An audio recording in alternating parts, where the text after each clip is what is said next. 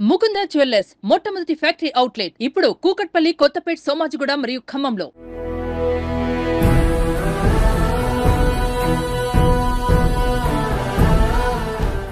నమస్కారం. మనతో పాటు అక్కినేని వెంకట గారు ఉన్నారు. అక్కినేని వెంకట గారు అంటే అక్కినేని నాగేశ్వరరావు గారి పెద్ద కుమారులు. నమస్కారం సార్. నాన్నగారు అనగానే మీకు అసలు ఏమి గుర్తుకొస్తాయి సార్ వెంటనే? చిన్నప్పుడైతే భయం, చాలా తక్కువ కనపడేవారు మాకు. మామూలుగా ఆయన నేను ఎక్కువగా చదువుకోలేదు అనే ఒక ఫీలింగ్ ఆయనకి ఎప్పుడు ఉండేది, జీవితాంతం ఆ ఫీలింగ్ ఉండేది. కాలేజీలో చదివినంత మాత్రాన ఎడ్యుకేషన్ కాదండి. తర్వాత ఇంగ్లీష్ కూడా మాట్లాడుతుంటారు ఆయన. నేను చదువుకోలేదు అంటే ఇంగ్లీష్ మాట్లాడతారు, సంస్కృతం కొటేషన్స్ ఇస్తుంటారు. ఆయన నేర్చుకున్నారు కాన్షియస్గా. అమెరికాలో వెళ్తే ఇంగ్లీష్లో మాట్లాడాల్సి వస్తుంది, నేర్చుకున్నారు. అక్కడి నుంచి కొంచెం అంటే మీరు అంత క్రమశిక్షణగా ఉండటానికి, బాగా చదువుకోవడానికి, మీరు అన్నట్టుగా సినిమా ప్రపంచాన్ని దూరంగా ఉంటూ చదువు మీద, మిగతా వాటి మీద కాన్సన్ట్రేట్ చేయడానికి నాన్నగారు ఏమన్నా ఆయన ప్రభావం ఉందా, లేకపోతే ఆయన ఇలా ఉండమని చెప్పారా? మీరే ఎలా ఉన్నారు? ఎడ్యుకేషన్ సైడ్లో ఆయన చెప్పారు. మేమేమి గ్రేట్ అకాడమిక్ హైట్స్కి ఏమీ వెళ్ళలేదు. సో అన్నపూర్ణ అనే ఒక స్టూడియో, అన్నపూర్ణ అని ఒక నిర్మాణ సంస్థ, దీని యొక్క ప్రతిష్టని కాపాడాలి, మీరు నిలబెట్టాలని ఆయన ఎప్పుడు చెప్పడం జరిగిందా? మీరు దాన్ని ఇన్స్పిరేషన్గా తీసుకున్నారు? అన్నపూర్ణ స్టూడియో సినిమాలు తీయడానికి కారణం, సినిమాలు తీసి దీంట్లో పేరు సంపాదించాలి, దీంట్లోంచి మన ఆస్తులు పెంచుకోవాలి. నాగార్జున మీరు హీరోగా ఆయన రావటానికి కారణం మీరని చెప్పారా? నేనని చెప్పనండి, సర్కమ్స్టాన్సెస్. ఏదైనా వాటెవర్ ఆ రోజుల్లో జరిగిన సంఘటనలను బట్టి సర్కమ్స్టాన్షియల్గా హీ వాజ్ అవైలబుల్. నమస్కారం. మనతో పాటు అక్కినేని వెంకట గారు ఉన్నారు. అక్కినేని వెంకట గారు అంటే అక్కినేని నాగేశ్వరరావు గారి పెద్ద కుమారులు. వారు మనతో ఉన్నారు. అక్కినేని నాగేశ్వరరావు గారి శతజయంతి ఉత్సవాలు జరుపుకుంటున్నాము. గత సంవత్సరంగా జరుపుకుంటున్నాము. ఈ సెప్టెంబర్ 20వ తేదీకి శతజయంతి ఉత్సవాలు పూర్తవుతాయి. అక్కినేని నాగేశ్వరరావు గారు అంటే తెలుగు వారికి ఏమాత్రము పరిచయం చేయాల్సిన అవసరం లేని వ్యక్తి. అక్కినేని నాగేశ్వరరావు గారికి నివాళిగా ఈరోజు ఈ ఇంటర్వ్యూ చేస్తూ అక్కినేని నాగేశ్వరరావు గారి యొక్క విషయాలు, వారి ద్వారా పొందిన అనుభవాలు, ప్రభావాలు అవన్నీ కూడా వారి కుమారులైన వెంకట గారి ద్వారా తెలుసుకునే ప్రయత్నం చేద్దాం. నమస్కారం సార్. నమస్కారం. చాలా సంతోషంగా ఉంది మిమ్మల్ని ఇంటర్వ్యూ చేయటం అంటే. సంతోషం. నాన్నగారితో మాట్లాడుతున్నట్టుగానే అనిపిస్తుంది. నాన్నగారితో చాలాసార్లు కలిసాము, మాట్లాడాము. ఒకసారి కలిస్తే ఆయన్ని మర్చిపోవడం కష్టము. సినిమా స్క్రీన్గా ఏళ్ల తరబడి కోట్ల మందిని ఆయన ఆకర్షించారు. రేపు 20 తారీఖు సెప్టెంబర్ 20కి శత జయంతి పూర్తవుతోంది. ఇటీవలే మీరు నాన్నగారి విగ్రహం కూడా అన్నపూర్ణ స్టూడియోస్లో ఆవిష్కరించారు. నాన్నగారు అనగానే మీరు మామూలుగా మా అందరికీ మహానటులు, మీకు స్వయంగా తండ్రి, ఆయనతో కలిసి పెరిగిన వారు మీరు.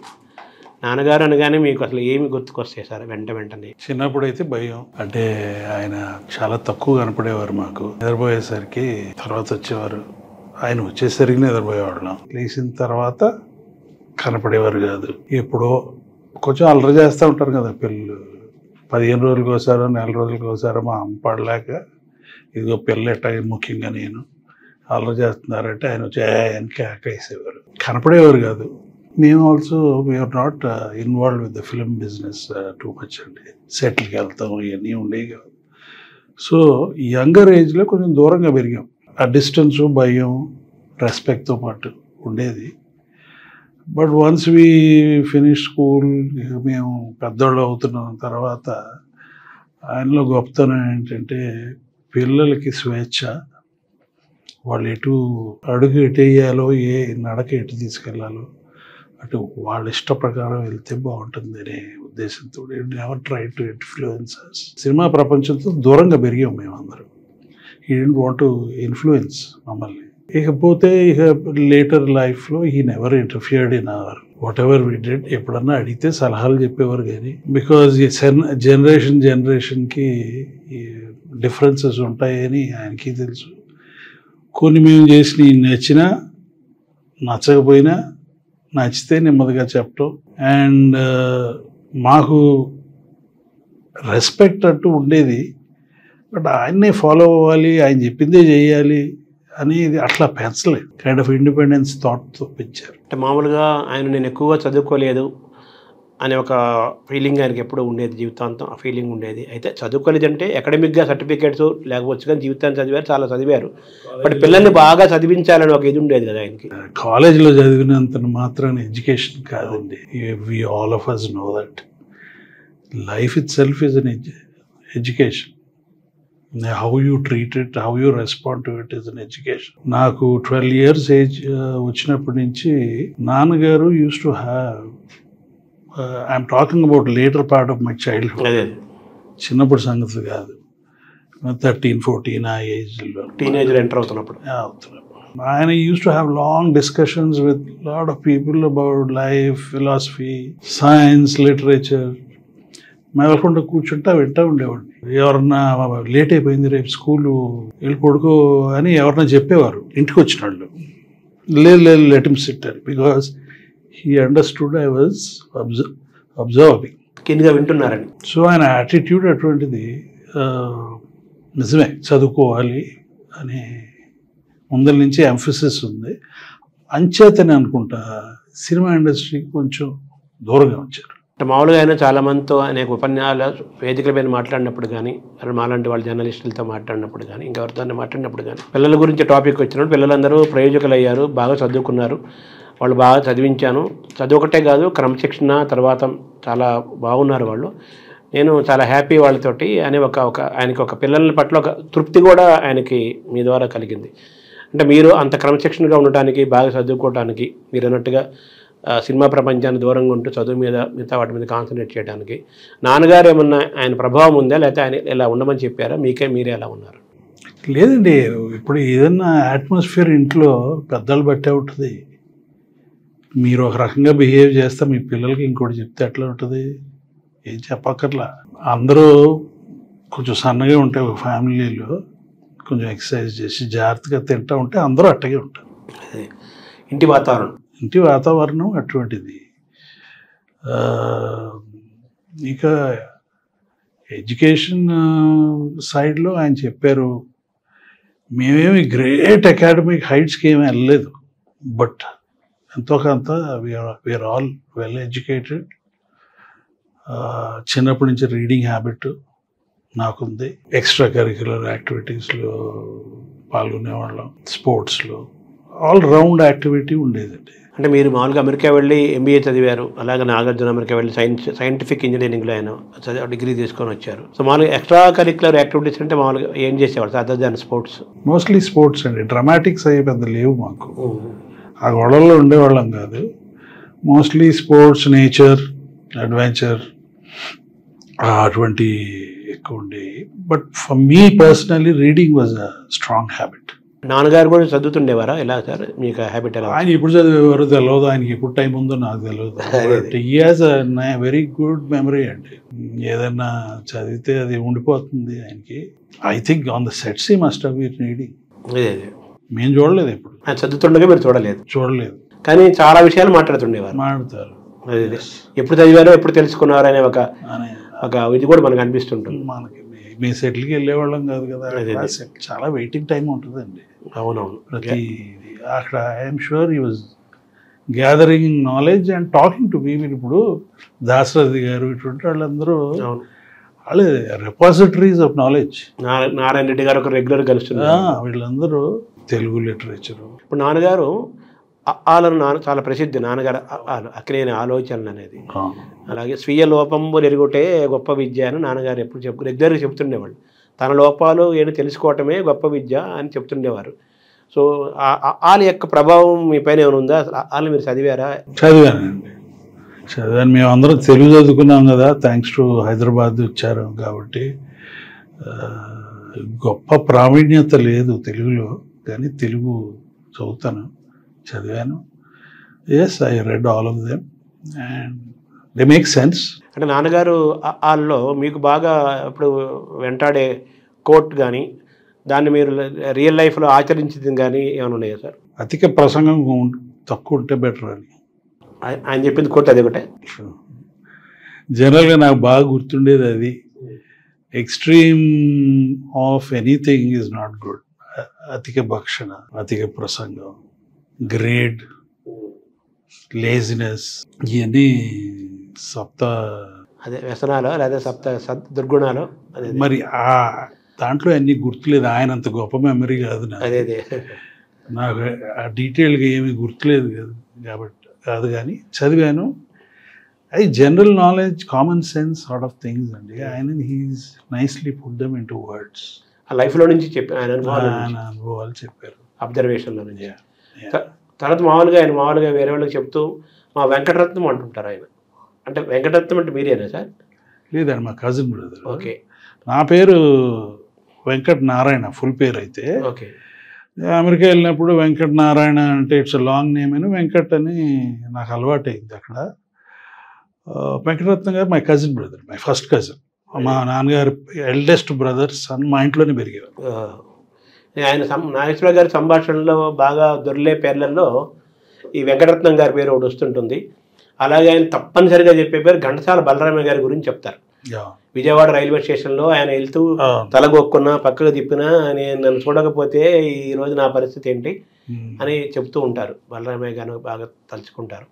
అయితే మామూలు గుడివాడ దగ్గర నాన్నగారు వాళ్ళ ఊరు, అంటే మీ ఊరు వెంకట రాఘవాపురం అని, రామాపురం అని 2 రకాలుగా చెప్తారు. అది ఏంటి సార్ అది యాక్చువల్గా? మీరు ఎప్పుడైనా వెళ్ళారా ఆ ఊరు? Ramapuram is very small village అండి, చాలా చిన్నది. అక్కడ నాన్నగారి ఇల్లు ఇదిగో ఇక్కడ ఉంది అని చూపించారు. దాదాపు 20/10 20/12 ఉంటుంది. అది డిలాపిడేటెడ్ కండిషన్లో ఉంది ఎప్పుడుదో. వాళ్ళు దేవర్ పూర్ ఫ్యామిలీ. వాళ్ళకి ఐ థింక్ 10 మొత్తం సంతానం 10. దాంట్లో ఒక ఆమె వెరీ యంగ్ ఏజ్లో చనిపోయింది, సత్యవతి ఆవిడ పేరు. ఇక మిగతా వాళ్ళందరూ, ఈయన ఆఖరాయన, కొంచెం ఆఖరాయన కాబట్టి కొంచెం మా అమ్మ బాగా చూసుకునేదేమో, బాగా చూసుకునేదేమో. మరి ఈయన కూడా అక్కడే కొంచెం కష్టపడి చదువుకున్నారు.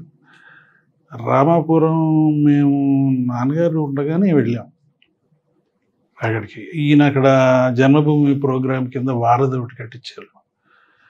ఈయన ప్రమేయంతో జరిగింది. తర్వాత మేము పిల్లలందరూ వెళ్ళాము. అక్కడ కొంత యాక్టివిటీ చేసేవారండి. అక్కడ రామాపురంలో primary school, health care center, museum, మళ్ళీ అక్కడ pure water, drinking water, sanitation for every house and piped water for every house arrange చేశాం. ఇది నా జన్మభూమి బాగుండాలని ఆయన క్రియేట్ చేసిన ఫండ్స్తో జన్మభూమి ట్రస్ట్ అని దాంట్లోంచి చేసిన పని ఇది. అంటే మామూలుగా ఇప్పుడు సెంటీనరీ ఉత్సవం కదా, ఇప్పుడు వాళ్ళకి ఇటీవలే మీరు అన్నపూర్ణ స్టూడియోస్లో ఆయన విగ్రహాన్ని ఆవిష్కరించిన వెంకయ్య నాయుడు గారు అందరూ వచ్చారు. అద్భుతంగా జరిగింది కార్యక్రమం. ఆయనకి ఈ నేల, ఈ భాష, ఈ ప్రాంతము, గాలి అంటే చాలా ఇష్టము. తెలుగుదనం ఉన్న వ్యక్తి పుష్కలంగా. ఆయన మాటలు, చూపులు, ఆహారాన్నిట్లో. ఆ ఊరికి ఏదన్నా అక్కడ ఏమైనా విగ్రహం వేయటం కానీ అలాంటివి ఏమైనా చేయబోతున్నారా? ఏదైనా చేస్తారా? నాన్నగారి జ్ఞాపకం అక్కడ ఏఎన్ఆర్ కాలేజ్లో ఉందండి. ANR college is very close, గుడివాడలో కదా అది. Ramapuram is two small place to have. చిన్న ఊరు. ఏఎన్ఆర్ కాలేజ్లో చాలా పెద్ద విగ్రహం ఆవిష్కరించారు. అమెరికా ఎన్ఆర్ఐ ఫ్రెండ్స్ ఉన్నారు, నాన్నగారికి అభిమానులు, ఫ్రెండ్స్, వాళ్ళందరూ కలిపి చేశారు. గుడివాడ ప్రాంతంలో ఆ కాలేజీ కట్టడానికి అప్పుడు డబ్బులు అవసరం వస్తే నాన్నగారు చాలా పెద్ద అమౌంట్ ఆయన ఇవ్వటము. అప్పటికే ఆయన బ్యాంక్ అదే ఆల్మోస్ట్ ఆ అమౌంట్ ఇస్తే పెద్దగా డబ్బులు ఇంకేం ఉండవు అనుకున్న సమయంలో కూడా ఆ అమౌంట్ ఇవ్వటం అనేది అనేక సందర్భాలు అందరూ చెప్పుకుంటుంటారు కదా, అది ఎప్పుడైనా మీ ప్రస్తావనలో? నేను విన్నానండి, ఎవరు మాట్లాడుకుంటుంటే విన్నాను. వెంకటేశ్వర యూనివర్సిటీకి ఈయన, మీరు అన్నారు ఇందాక ఎడ్యుకేషన్ లేదు, మిగతా వాళ్ళు ఎవరికన్నా సహాయపడితే బాగుంటుంది అనే ఉద్దేశంతో ఆయన బ్యాంక్ బ్యాలెన్స్ 33,000 ఎంతో ఉంటే 25,000 వెంకటేశ్వర యూనివర్సిటీకి ఇచ్చారు ఫస్ట్. తర్వాత 1 by 1 4 యూనివర్సిటీస్కి ఇచ్చారు. ఇది ఈ కాలేజ్కి అడిగితే అప్పుడు మరి ఐ కాంట్ రిమెంబర్, ₹1,00,000 ఎంతో ఇచ్చారు. ₹1,00,000 ఇచ్చారు. దాంతోపాటు వాళ్ళు వీళ్ళు అందరూ వేసుకుని అది చేశారు. చాలామంది చదివారు. It was a college which out of good people have come out. One of the famous names is Ramoji Rao గారు. అవును, అదే కాలేజీ కదా, అదే పక్క ఊరే వాళ్ళ.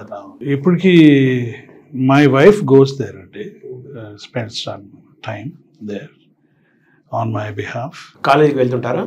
కాలేజ్కి అక్కడ మీటింగ్స్ ఉంటాయి కదండి. అవునవును, యానివర్సరీ ఫంక్షన్స్ అవుతుంటాయి, సెలబ్రేషన్. యానివర్సరీ ఫంక్షన్స్ కాదు, కాలేజ్ సొసైటీ మీటింగ్స్ ఉంటాయి కదా, అందులో మీరు మెంబర్గా ఉన్నారా? నేను మెంబర్గా ఉన్నాను. But on my behalf my wife is very much interested in the education side. Ramapuram ఎప్పుడు వెళ్తుంటారా మీరు? లేదండి, లేదు. 1-2 సార్లు వెళ్ళాను అంతే. ఇప్పుడు మాకు కొంచెం బిగినింగ్ నుంచి మా నాన్నగారి సైడ్ ఫ్యామిలీ మెంబర్స్ అందరూ ఆ సైడ్ నుంచి మూవ్ అయిపోయారు. మా అమ్మగారి సైడ్ ఎక్కువ వెళ్తూ ఉండేవాళ్ళు. వాళ్ళు వెస్ట్ గోదావరి కదా? వెస్ట్ గోదావరి, ఏలూరు దగ్గర దెందులూరు అని ఒక గ్రామం. అక్కడికి ఎక్కువ నా చిన్నప్పటి నుంచి ఎక్కువ టైం అక్కడ స్పెండ్ చేస్తూ ఉండేవాళ్ళు. అంటే సినిమా ఆ కాలంలో నిన్న మొన్నంటే ఈ 90sలో సినిమా ఇండస్ట్రీ తమిళ మెడ్రాస్ నుంచి ఇక్కడికి షిఫ్ట్ అయింది. కానీ ఎప్పుడో ఎన్నో ఏళ్ల క్రితమే ఆయన మెడ్రాస్ నుంచి మన హైదరాబాద్కి షిఫ్ట్ చేశారు. హైదరాబాద్ షిఫ్ట్ అవడంలో ప్రధానమైన పాత్ర పోషించిన వాళ్ళు అక్కినేని నాగేశ్వరరావు గారు అని చెప్పుకుంటారు. సో దానికి ప్రధానమైన కారణం ఏం చెప్పాలి సార్ యాక్చువల్గా? అదే ఒకటి, మన తెలుగుదేశంలో ఉండాలి, మన ఆంధ్రదేశంలో ఉండాలి. హైదరాబాద్ క్యాపిటల్ కాబట్టి అట్ దట్ టైం. రెండో కారణం, మేము తెలుగు వాతావరణంలో ఇందాక ఎంతో కొంత తెలుగు నేర్చుకున్నామంటే నాకు తమిళ్ బాగా వచ్చండి. నేను అక్కడ పుట్టాను కదా, చదువుకున్నాను అక్కడ. బాగా వచ్చు అంటే బాగా కాదు, తమిళం రాయడం చదవటం వచ్చు, తెలుగు రాయడం చదవడం లేదు. తమిళ్ మాట్లాడతామే, తెలుగు రాయటం చదవటం వచ్చు. That was another reason. Telugu నేర్చుకోవాలి, రాయటం చదవటం, తెలుగు దూరం అవ్వకూడదని ఈ 2 కారణాల వల్లే మూవ్ అయ్యారు. అంటే సమాంతరంగా ప్యారలల్గా అందరు అక్కడ ఉన్నప్పుడు ఇక్కడ ప్యారలల్గా ఆయన ఉండటం అనేది, సమాంతరంగా ఉండటం అనేది ఒక ఛాలెంజ్ కదా, ఒక అడ్వెంచర్ కాదంటారా? అప్పుడు ఏమోనండి, డెఫినెట్గా అడ్వెంచరే, డెఫినెట్గా ఛాలెంజే. ఇక ఆ కథలు చెప్పాలంటే చాలా ఉన్నాయి. అదే యాక్చువల్లీ ఫస్ట్ నాగేశ్వరరావు గారు, రామారావు గారు కలిసి రావాల్సిందే. ఇది కొన్ని కారణాల వల్ల ఆయన విడిపోయారు, ఈయన వచ్చారు. తర్వాత ఆయన వచ్చారు, రామారావు గారు. దెన్ అన్నపూర్ణ స్టూడియోస్ కడటానికి కారణం ఆయనకి స్టూడియో లేకపోవటం. సారథి స్టూడియోస్ అక్కడే కదా అన్ని సినిమాలు తీస్తూ ఉండేవారు. అప్పుడు ఏవో కొంచెం నాన్నగారు దేవదాస్ రిలీజ్ చేశారు 1974. ఈ గాట్ ఇస్ ఆపరేషన్ డన్. 50 ఏళ్ళ వయసులో అయింది అప్పుడు. When he was 50 years exactly. I was 20 years. I'm 30 years younger to him. ఆయన ఆపరేషన్ జరగబోతుంటే ఏదో ఎవరో కొంచెం కామెంట్స్ చేశారు, పాత దేవదాసు కొత్త దేవదాసు గురించి అని. కృష్ణ దేవదాసు, కృష్ణ గారి దేవదాసు. కృష్ణ గారు కాదు, ఆయన వేరే వాళ్ళు ఎవరో, వాళ్ళ డిస్ట్రిబ్యూటర్లో ఎవరో, మరి నాకు కరెక్ట్గా తెలియదు, గుర్తులేదు ఇప్పుడు. చేస్తే రిలీజ్ చేయండి అన్నారు. సో సేమ్ డే రిలీజ్ చేసింది. You know what happen later. ఇది మళ్ళీ 100 రోజులు ఆడి. అవును, చాలా హిస్టరీ అది. దేవదాసు మళ్ళీ ఇంకో అగైన్ మళ్ళీ ఫంక్షన్ చేశారు. అవును. అప్పుడు వాళ్ళు డిస్ట్రిబ్యూటర్స్ వాళ్ళు కష్టపెట్టుకుని ఏంటంటే ఆ రోజుల్లో దిస్ ఈజ్ 74 అంటే 50 years బ్యాక్. అంతే, 50 years అయింది. 50 years back they never heard of bypass in India. మనకు తెలియదు అది. అది అప్పుడే కొత్తగా వచ్చింది. సో ఈయన గుండె జబ్బు వచ్చిందంటే ఇక అది కెరియర్ ఇస్ ఫినిష్డ్ అనే ఒక అవగాహనకి మిగతా వాళ్ళు ఇన్ ఫిల్మ్ ఇండస్ట్రీ వచ్చింది. అది సినిమా అయిపోయింది అన్నట్టుగా, అయిపోయింది అన్నట్టు. అంచేత కొంచెం నెగ్లెక్ట్ చేశారు ఆయన్ని కొన్ని వర్గాలు. ఆయన చెప్తుండేవారు, బాగా నేను వెన్నేసుకునేవాడిని, ఆవకాయ తినేవాడిని, బాగా తిరిగి తాగేవాడిని, అలా చెబుతుండేవాడు అనమాట. సో అందుకుని అన్నపూర్ణ స్టూడియో కట్టవలసి వచ్చింది. నేను అసలు పేరు టచ్ చేసేవాడిని కదండి.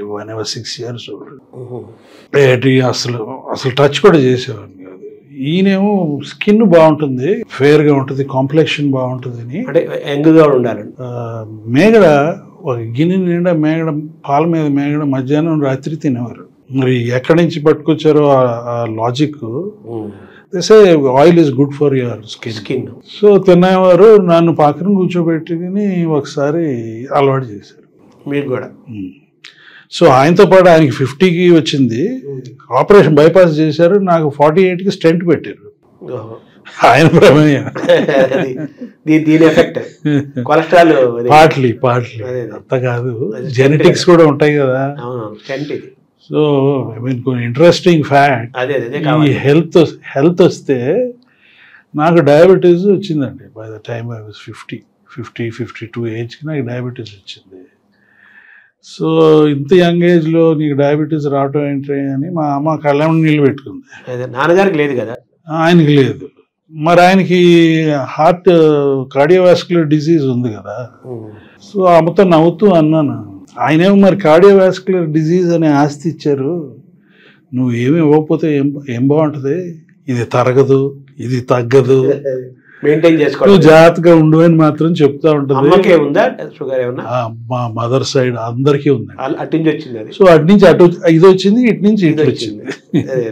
సో చెప్తా నవ్వుతా చెప్తే ఆవిడ నవ్వింది, ఏడ్చే కళ్ళం నీళ్ళు పెట్టుకునే మదర్. తర్వాత నాన్నగారు ఆయన బైపాస్ అయిన తర్వాత 90 ఏళ్ల వయసులో ఆయన వెళ్ళిపోయారు. చివరిలో ఏదో ఒక 1 year ఎంతో క్యాన్సర్ కొంచెం ఇబ్బంది పడ్డారు. కానీ దాదాపు 89 years దాకా ఆయన చాలా ఫిట్గా ఉన్నారు. మేము కూడా, నేను ఆయన పుట్టినరోజు కార్యక్రమాలు పాల్గొనేవాడిని. 89 పుట్టినరోజు రవీంద్ర భారతిలో చేస్తే నేను ఒక గెస్ట్గా ఉన్నాను. నాన్నగారి చేతుల మీదే తీసుకున్నాను. స్వర్ణ కంకణమే మన రమణాచారి గారికి వేశారు. అది మేమే స్పాన్సర్ చేసామన్నమాట యాక్చువల్గా. అయితే చాలా ఆనందపడ్డారు. అప్పుడు కూడా గమనించాను. ఆయన గమనించినప్పుడు టక టక టక టక టక మెట్లు ఎక్కేస్తున్నారు, చక్క మెట్లు ఎక్కేస్తున్నారు. ఇంకా మాట కూడా చాలా clarity, common sense of humour, తర్వాత చాలా మాట్లాడటము, చూపు, నడక. నేను అడిగాను కూడా, ఏంటంటే మీరు ఇంత ఎనర్జెటిక్గా ఉన్నారు అంటే, ఆయన మళ్ళీ ఇలా చూపిస్తున్నాడు, ఇక్కడ చూడు ఎలా ఉందో చూడండి, హ్యాండ్ చూపిస్తున్నారు. అంటే ఆయన అంత మెంటల్ హెల్త్, ఫిజికల్ హెల్త్, అదే 50 ఏళ్ళకి బైపాస్ అయినప్పటికీ కూడా, బట్ ఆయన అంత యాక్టివ్గా, ఫిజికల్గా, మెంటల్గా యాక్టివ్గా ఉండటానికి కారణం మీరు అబ్జర్వ్ చేసింది ఏంటి సార్? మోడరేషన్ అండి.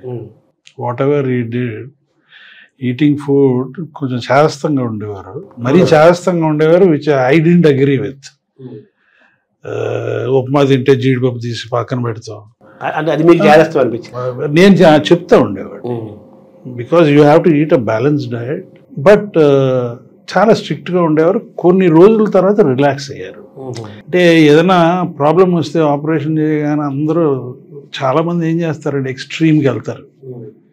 వాకింగ్ చేయమంటే 40 నిమిషాలు వాకింగ్ చేయమంటే 1.5 గంట చేసి కాళ్ళని ఎరిగిపోయేటట్టు వాక్ చేస్తారు, విచ్ ఇస్ నాట్ కరెక్ట్. దానికోసం ఇంకో దానికి వస్తుంది, అప్పుడు ఇంకో జబ్బు వస్తుంది. సో ఆయన మోడరేషన్లో ఉండేవారు. అండ్ అది ఫిజికల్ పార్ట్. ఎప్పుడు 80% ఆఫ్ ఫుల్ కెపాసిటీ తినాలి, ఫుల్గా కడుపు నిండా తినకూడదు అనేది పద్ధతి నేను కూడా ఫాలో చేస్తాను. కొంచెం ఖాళీ ఉంచాలంటారు? కొంచెం ఖాళీ ఉంచాలి. ఏమవుతుందంటే స్టమక్ నెమ్మదిగా అలవాటు పడుతుంది, ఇట్ విల్ ష్రింక్. సో మీరు కొంచెం తింటే ఫుల్గా అనిపిస్తుంది. సో ఇట్స్ కామన్ సెన్సే కదా, అంతే. ఎవరన్నా రాకెట్ సైన్స్ మన బాడీ మనకు చెప్తూ ఉంటుంది. So moderation and food and మెంటల్గా అయితే కాన్స్టెంట్గా బ్రెయిన్కి పని పెడితే మీకు డిమెన్షియా రాదు. What is dementia? మతిమరుపు, లేకపోతే చెప్పిందే చెప్పటం, లేకపోతే మీరు ఒక మాట మాడుతుంటే నేను ఇంకో సైడ్కి వెళ్ళి మాట్లాడతాం.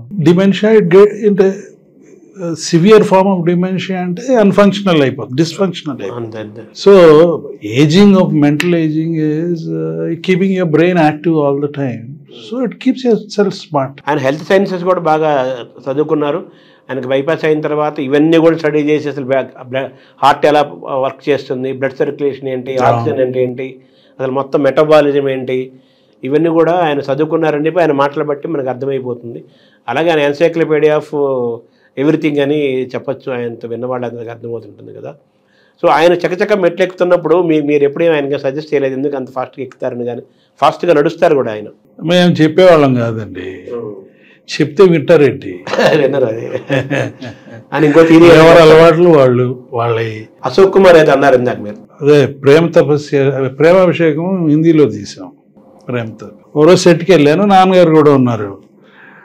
సో మీరు చెప్పినట్టు ఈయన టక్టక్గా నడుస్తుంటే, Nageswara Rao, you should slow down, we have so many heart beats in life, we should use them up quickly, please slow down అని చెప్పేవారు ఆయన. బట్ ఆయన అలవాటుతో గబగబా నడవటం. అంటే మొదటి నుంచి అలా ఫాస్ట్గా నడిచేవారా? తర్వాత సార్ మీరు చిన్నప్పుడు నుంచి చూస్తున్నారు కదా, ఊహ తెలిసినప్పటి నుంచి. ఏమంటే ఏది అనుకున్నా కూడా Nageswara Rao garu and all artist are show people. మామూలుగా మా మందులో ఒక పర్సోనా ఉంటుంది, పబ్లిక్లో ఒక పర్సోనా ఉంటుంది. సో పబ్లిక్ ఎవరైనా వస్తే మాత్రం కొంచెం ఒక 10% స్పీడ్ పెరుగుద్ది. ఫిట్ గా ఉన్నానంటే అనుకోవాలి అని అందరూ అనుకోవాలి. ఇంగ్లీష్ కూడా మాట్లాడుతుంటారు. But the fact is he was fit. That is the fact. He fit and he wants to show that he is fit.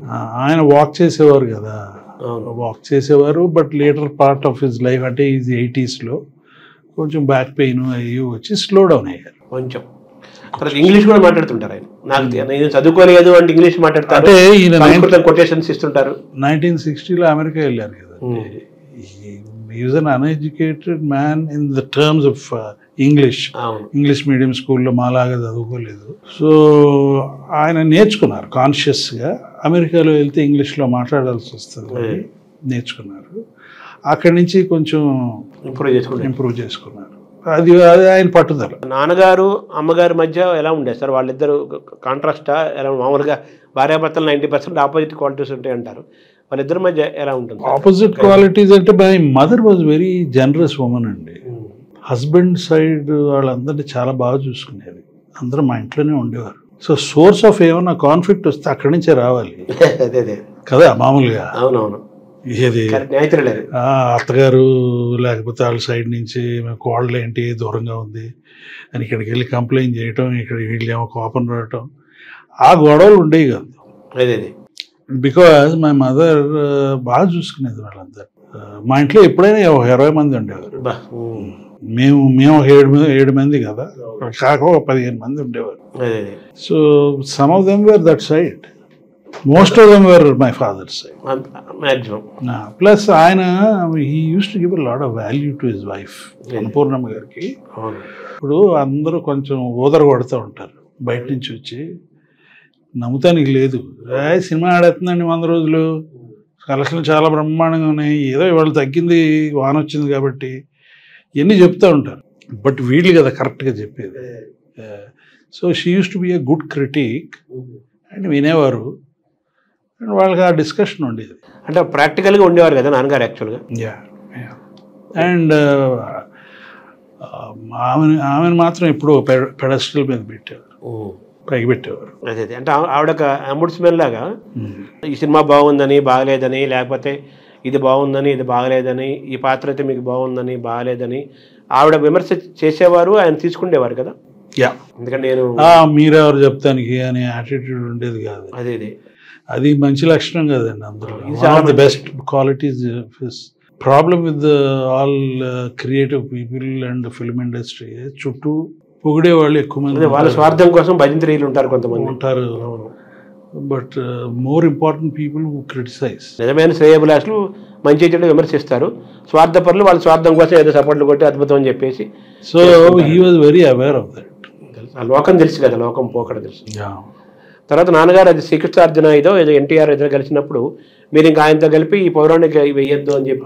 నేను వినలేదు కానీ అంటారు, నాకు వాళ్ళు వీళ్ళు చెప్పారు. అదే మీరు ఆయన పక్కన మీరు ఉంటే నిజమే అని చెప్తారండి. నేను వినలేదు, ఇట్ మస్ట్ బి ట్రూ అన్నమాట చెప్పేది. మరి తర్వాత నాన్నగారి యొక్క వారసత్వాన్ని లెగసీని మెయింటైన్ చేసుకునే దాంట్లో ఆయన సినిమాలు అద్భుతము, అలాగే అద్భుతమైన సినిమాలు తీశారు. ఆయన మధుసూదన్ రావు గారి కాంబినేషన్లో గొప్ప సినిమాలు వచ్చాయి. ఆయన ఇండివిజువల్గా ఆయన హీరోగా ఎంత గొప్పవాడో, ఆయన బ్యానర్ నుంచి వచ్చిన కూడా ఆత్మగౌరవం దగ్గర నుంచి చాలా సినిమాలు వచ్చాయి. తర్వాత మీ జనరేషన్కి వచ్చేసరికి మళ్ళీ ఇంకో రకమైన సినిమాలు వచ్చాయి కదా. సో అన్నపూర్ణ అనే ఒక స్టూడియో, అన్నపూర్ణ అని ఒక నిర్మాణ సంస్థ, దీని యొక్క ప్రతిష్టని కాపాడాలి, మీరు నిలబెట్టాలని ఆయన ఎప్పుడు చెప్పడం జరిగిందా? మీరు దాన్ని ఇన్స్పిరేషన్గా తీసుకున్నారు? అంటే అసలు అన్నపూర్ణ స్టూడియో సినిమాలు తీయడానికి కారణం స్టూడియో నిలబెడతానికి. సినిమాలు తీసి దీంట్లో పేరు సంపాదించాలి, దీంట్లోంచి మన ఆస్తులు పెంచుకోవాలి అనే ఉద్దేశం కాదు, అవసరాన్ని బట్టి చేయవలసిన పని అది ఆయన చేశారు. తర్వాత మానేశారు. ఆయనే మమ్మల్ని సినిమాలు తీయండి అని చెప్పి అడగలా. ఇన్ఫ్యాక్ట్ నేను సినిమాలు తీస్తా, 1-2 సంవత్సరాలు ఖాళీగా ఉన్నాము. లాస్లు ఎక్కువ అవుతున్నాయి. ఆ రోజుల్లో మరి 1980s 25-30 లక్షల లాస్ పర్ ఇయర్ అంటే is a lot of money. ఇప్పుడు క్రోర్స్ ఎక్కడే సంపాదించి దీన్ని ఎల్టా స్టూడియో నిలబెట్టాలి అని చెప్తే this was the only way. మాకు ఇందాక చెప్పాను మీకు, మాకు అసలు సినిమా ఇండస్ట్రీ కనెక్షన్ లేని ఏమీ తెలవకుండా ఎంటర్ అయ్యాం. ఆయన దగ్గరికి వెళ్తే నువ్వు సినిమా ఐ డోంట్ థింక్ సినిమాలు తీస్తానికి పనికొస్తావు అనుకోని అంటే ఒక ఛాన్స్ చూడండి అన్నాను. అన్నారు. నేను ఇప్పుడు చెప్పాను కదా ఎప్పుడు ఇంటర్ఫియర్ అయ్యేవారు కాదు. ఏది ఈడెంట్ పుట్ ఇస్ ఫుడ్ డౌన్ అని సే నాకు నేను తీయటం మానేసాను, మీరేంటి వచ్చి తీసేది ఇప్పుడు అనే థాట్ ప్రాసెస్ లేదు ఆయనలో. సరే ఏదో కుర్రాళ్ళు అంటున్నారు కానివ్వండి అన్న. అప్పుడు ఆ హోల్ ప్రాసెస్లో అడి తిరిగి ఎందుకు ఇంట్లోనే మా వాడు ఉన్నాడు అని చెప్పి నేను అడిగి నాగార్జున నాగేశ్వరరావు గారిని ఒప్పించి ఆయన ఒప్పుకున్నారు.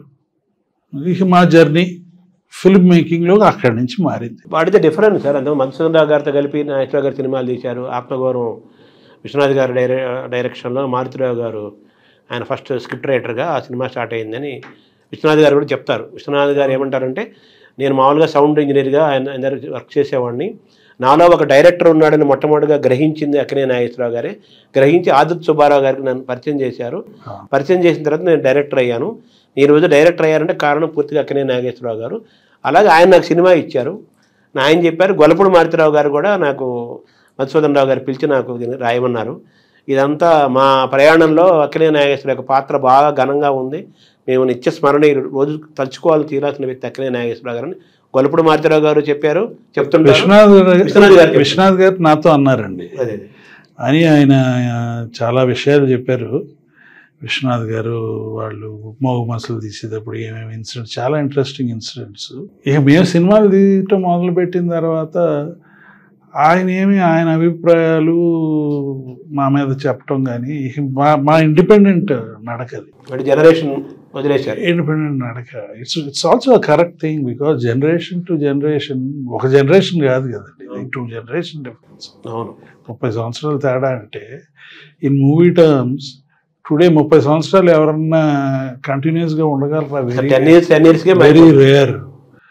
సో ఇప్పుడు నేనే ఓల్డ్ అయిపోయాను ఫిల్మ్ ఇండస్ట్రీకి. ఇప్పుడు మా కాలానికి ఈ కాలానికి ఎంత తేడా ఉంది అంటే 75లో కదా సార్? 76 ఈ స్టూడియో అన్నపూర్ణ స్టూడియో కట్టింది. 75 అంటే ఇనాగరేట్ చేశారు. 75. సో మీరు ఫస్ట్ మూవీ కళ్యాణి అయింది అనుకుంటాను. కళ్యాణి కదా. అప్పటి నుంచి మీరు దీన్ని మీ మేనేజ్మెంట్ మీరు టేకప్ చేసినట్టేనా? నేను 77 దాకా అమెరికాలో ఉన్నాను. 78 నుంచి I started looking after the studio. But నాకు వేరే యాక్టివిటీస్ ఉండేయండి. Studio was secondary activity. అదంటే వేరే బిజినెస్ నెమ్మదిగా వేరే బిజినెస్ స్టార్ట్ చేశాను. Like I told you, cinema industry కంటే మాకు డైరెక్షన్స్ వేరుగా ఉండేవి. సినిమా ఇండస్ట్రీ దీంట్లో ఉండాలి అని చాలా మందికి ఉంటుంది. అంటే నాన్నగారు ఆలోచనలేనా ఆ బిజినెస్లు అన్నీ కూడా? కాదండి, మీ ఓన్ ఆలోచన. ఇన్వెస్ట్మెంట్ మాత్రమే అయింది. బిగినింగ్ డేస్లో ఇన్వెస్ట్మెంట్ ఆయన చేశారు, ఆయన సపోర్ట్ చేశారు. అంటే మామూలుగా ఆ రోజున్న పరిస్థితులు బట్టి స్టూడియో కట్టాల్సి వచ్చింది. సినిమాలు మనమే తీసుకుందాం మన స్టూడియోలో నాకు ఆలోచనతో ఆయన తీసుకున్నారు. నెక్స్ట్ ఇంకోటి ఏమో ఇక్కడికి షిఫ్ట్ అవ్వాలనే ఆలోచన కూడా ఉంది తమిళనాడు నుంచి ఆంధ్రప్రదేశ్కు. మరి ఈ స్టూడియోని నిలబెట్టడం అనేది ఇందాక చెప్పారు కదా, సంవత్సరానికి 5 లక్షల డబ్బులు పోయేవని. మరి డబ్బులు మరి ఎలా ఎక్కడి నుంచి ఎలా మేనేజ్ చేసుకునేవాడు? 2 things happened అండి. ఒకటి, we made films and we made money from those films and plugged it back into the studio to take care of its losses. ఇప్పుడు ఇదివరకు ఈ స్టూడియో కట్టారు కానీ ఎవరు ఇక్కడ ఉండేవారు కాదు కదండి. ఉండే నాన్నగారు ఫిలిమ్స్ నడిచాయి. కొన్ని బాంబే ఫిలిమ్స్ రీమేక్స్ ఇక్కడికి తీసుకొచ్చేవారు హైదరాబాద్కి. So that was not enough. But ఎప్పుడైతే ఫిలిం ఇండస్ట్రీ మూవ్ అయిందో, now this studio works under full capacity. So 2 రీజన్లు. ఒకటి, మేము మెయింటైన్ చేయగలిగాం బై ప్రొడ్యూసింగ్ ఫిలిమ్స్. రెండవది, now whatever facilities we have are the best in Asia. Cutting edge facilities. మన అన్ని big films are made here. Rajamouli's films, Baahubali, RRR is done here. అట్లాగే బోల్డ్ సినిమాలు ఇక్కడ చేస్తారు. కేరళ నుంచి వస్తారు, బాంబే నుంచి వస్తారు, చెన్నై నుంచి వస్తారు, పోస్ట్ ప్రొడక్షన్ వర్క్ అంతా ఏ సినిమా అయినా ఏ స్థాయి సినిమా అయినా ఇక్కడ తీసుకోవడానికి అన్ని హంగులు అన్ని వసతులు ఉన్నాయి. ఉన్నాయి and it is doing well. ఇప్పుడు అన్నపూర్ణ స్టూడియో లెగసీ, ఈ లెగసీని పెంచాలి అంటే we have to make content, కాన్షియస్గా కంటెంట్ తీయాలి. అప్పుడు అవసరానికి కొద్దిగా తీసాము, ఇప్పుడు వేరే ఏంతో కంటెంట్ తీయాలి, ప్రతిష్ట నిలబెట్టాలి అని ఆ content and make it an incubator where good talent can come here and flourish. తర్వాత మీరు చేపట్టిన తర్వాత తీసిన సినిమాల్లో బాగా సూపర్ హిట్స్ వచ్చి బాగా డబ్బులు వచ్చిన సినిమాలో ఏమని చెప్పాలి సార్? ప్రేమాభిషేకం మీదే కదా, శివ. ఏమంటే ఈ ప్రేమాభిషేకం అవన్నీ మేము ప్రొడ్యూసర్లు కాదండి, ఊరికే ఆయన మా పేరు వేసేవారు కానీ. అంతేనా? అంతే, అంతా వారే చూసుకునేవారు, వాళ్ళ డైరెక్టర్లు చూసుకునేవారు, ఆ ప్రొడక్షన్ టీం ఉండేది, వాళ్ళు చూసుకునేవారు. మేమేమో చదువుకునేవాళ్ళం, ఇక్కడ ఉండేవాళ్ళం కాదు. అంటే 81 ఎప్పుడో కదా సార్ ప్రేమాభిషేకం? అప్పుడు చదువు అయిపోయిందిగా మీకు? అయిపోయినా మేము చెప్తున్నాగా మా వేరే గొడవల్లో ఉండేవి. ఈ స్టూడియో ఫంక్షనింగ్ చూసేవాడిని అంతవరకు, నాట్ ఫిల్మ్ ప్రొడక్షన్. అంటే ఇప్పుడు డిస్ట్రిబ్యూషన్. దాని తర్వాత మేము చూస్తున్నప్పుడు one of our best films Shiva. అది బాగా డబ్బులు తీసుకొచ్చిన సినిమాయే కదా కంపారిటివ్గా. రిలేటివ్గా ఈ రోజులు కంపేర్ చేస్తే నథింగ్ అనుకోండి, బట్ ఆ రోజుల్లో రికార్డ్ కలెక్షన్. అంటే మీరు ఇందాక మనం ప్రారంభంలో మాట్లాడుకున్నట్టుగా నాన్నగారు ఒక ఉద్దేశంతో ఆ రోజున అవసరాలు బట్టి బట్టి ఆయన స్టూడియోని స్థాపించారు, సినిమాలు చేసే ప్రయత్నం చేశారు. మీరు కూడా దీన్ని టేకప్ చేసిన తర్వాత దీన్ని నిలబెట్టడం కోసం మీరు కూడా చేశారు. అందులో భాగంగా నాగార్జున మీరు హీరోగా ఆయన రావడానికి కారణం మీరని చెప్పారా? నేనని చెప్పనండి, సర్కమ్స్టాన్సెస్, ఏదైనా what ever. I don't like to take credit. అంటే మనదని గొప్పని చెప్పుకోవడం అంటలేదు నేను. సర్కమ్స్టాన్సెస్ ఆ రోజుల్లో జరిగిన సంఘటనలను బట్టి సర్కమ్స్టాన్షియల్గా he was available and he was interested, so జరిగింది. అంటే జాకీ షరఫ్ వాళ్ళు ఆ సినిమా అదే సినిమా కదా సార్ అది తెలుగులో హీరో విక్రమ్. అప్పుడు మీరు ఒప్పుకున్నారు వెంటనే నాగార్జున గారు మీరు అడిగితే సినిమా హీరోగా చేస్తారంటాను. ఒప్పుకోవడానికి ఏముంది ఇక్కడ? అన్నపూర్ణ స్టూడియోస్కి అతనికి ఇంట్రెస్ట్ ఉంది, అన్నపూర్ణ స్టూడియోస్ తీస్తాను సినిమా అంటే ఈ పెద్ద హిట్ అది. మాకు ఏమీ తెలియదు ఫిల్మ్ ఇండస్ట్రీ గురించి అప్పుడు, నిజం చెప్పాలి, వాస్తవంగా చెప్పాలంటే. రీమేక్ అయితే స్క్రిప్ట్ ఛాన్స్ అక్కర్లేదు కదండి. సో రీమేక్ రైట్స్ కొని అప్పటికి వి మసూన్రావు గారు మా నాన్నగారు సినిమాలు చాలా చేశారు, అది కాదు కారణం. ఆయన రీమేక్లు బాగా చేస్తారు, అందులో ఎక్స్పర్ట్ ఆయన బాగా చేస్తారు అని మిగతా వాళ్ళు అడ్వైజ్ చేస్తే మేము తెలుసుకుని కాదు, మిగతా వాళ్ళు అడ్వైజ్ చేస్తే మేము ఆయన సెలెక్ట్ చేసుకుని, ఆయన టఫ్ టాస్క్ మాస్టర్. మరి మీ జనరేషన్ మ్యాచ్ అయిందా మీకు? ఆయన వయసు వచ్చేసరికి తగ్గిపోయారండి, ఎందుకంటే చాలా ఇదివరకులాగా కాదు. మీరే యంగ్గా ఉన్నారు, ఆయన టఫ్ మెత్తపడ్డారు వయసుతో. So we had a very good fun time making that film. నేనేదో గొప్ప ఫిలిం అని అనుకోని ఇప్పుడు చూస్తే, బట్ ఇట్ స్టూడియో డబ్బు సంపాదించిపెట్టింది. తొలి సినిమానే నాగార్జున ఫస్ట్ హీరోగా మొట్టమొదటి మీరు ఇన్వాల్వ్ అయ్యి ప్రొడ్యూస్ చేసిన మొట్టమొదటి మూవీ, అది కమర్షియల్గా హిట్ అయింది. అన్నపూర్ణ స్టూడియోస్కి చాలా, నేను 10-12 సినిమాలు గుర్తులేదండి కరెక్ట్గా తీశాను. తర్వాత నాగార్జున తీశాడు నన్నా పెళ్ళాడతా, మన్మధుడు, ఇవన్నీ.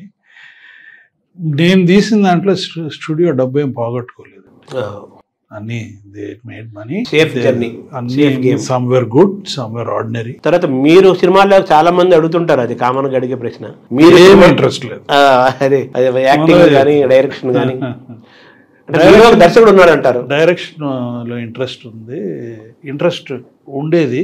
రక్షణ నేను most of the film I have directed my self.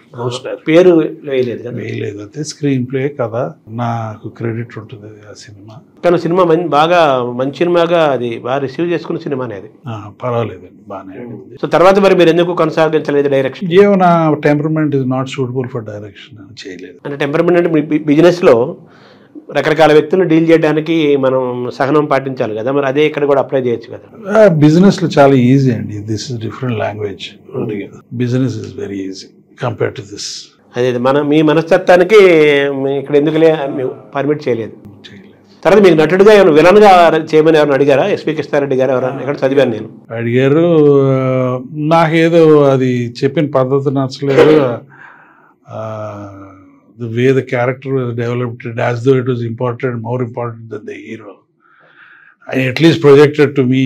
నాకు అది ఇది ఏదో చెప్తున్నారు అని నేను తప్పుకున్నాను మర్యాదగా. అంటే ఆ సినిమాకి హీరో ఎవరు సార్? అది కృష్ణ గారు. ఓ, కృష్ణ గారు హీరోగా ఉండే సినిమాకి మిమ్మల్ని వెళ్ళగా అడిగారు. ఆయన చెప్పడం ఏమో, కథ చెప్పే విధానం ఏమో మొత్తం సినిమా అంతా మీ చుట్టూ తిరుగుతుంది, మీరే హీరో అన్నట్టుగా చెప్పడం, మీకు అది కొంచెం ఏమో మామూలుగా అందరూ చేసే పని లేండి.